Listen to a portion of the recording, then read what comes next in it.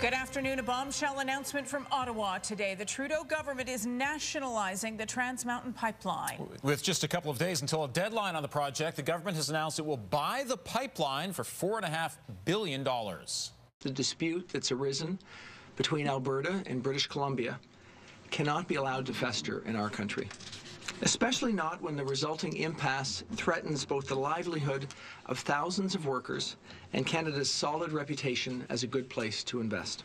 The decision was approved by both the federal cabinet and Kinder Morgan Canada's board of directors. But Ottawa says it does not intend to be a long-term owner of the pipeline. Rather, it wants to work with investors to transfer the project to a new owner to operate in the best interests of the public. Mark Villani is covering this story for us live. So, Mark, why was buying the pipeline viewed as the best possible solution?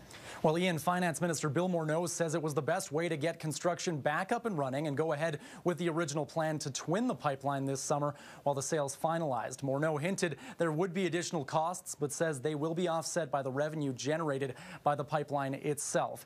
Today, Premier Rachel Notley called the move a major step forward for all Canadians as well. She added that she won't stop until the entire job is done. The Alberta government will be able to contribute up to $2 billion towards the Trans Mountain pipeline if they need to step in. In return, Alberta will receive equity and profit sharing. Meanwhile, BC Premier John Horgan says he will continue to fight in court for what he says is his province's right to restrict the flow of bitumen. Horgan's main concern surrounds the protection of BC's coast and the consequences around a potential diluted bitumen spill. We set out in January to talk to British Columbians about how a new government could put in place a regulatory framework to protect our interests over the long term. We're going to continue to do that. The deal announced today puts people to work building this pipeline right away and creating good jobs. This deal and this pipeline will unlock investment in our oil sands because we are now on the path to getting full value for our energy resources.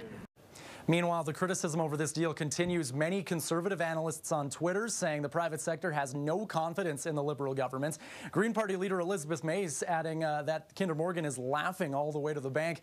And of course, the Canadian Taxpayers Federation calling the deal a colossal failure. When governments run things, they often do a terrible job. They're just not good at running businesses. Businesses are good at running businesses. So when the government takes this on, we can expect to see cost overruns and all kinds of other problems because they really don't understand how to manage a pipeline. It's not what they do. The deal will be finalized in August. Kinder Morgan has offered to assist the federal government in finding a third-party investor up until July 22nd. But whether or not that happens, Ian, the company will still be receiving its $4.5 billion in full.